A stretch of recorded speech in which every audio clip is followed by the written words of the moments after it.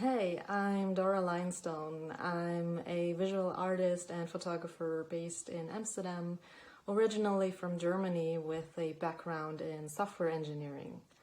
I'm one of the two runners-up of this year's OD Photo Prize with my project Nachtluftschlösser, which was inspired by an intense nightmare I had about a holographic house that made me question the existence of reality. So with this project, I wanted to reconstruct my dream using a combination of multiple process steps and techniques like analog photography, digital collages, animations, but also installations and projections at night.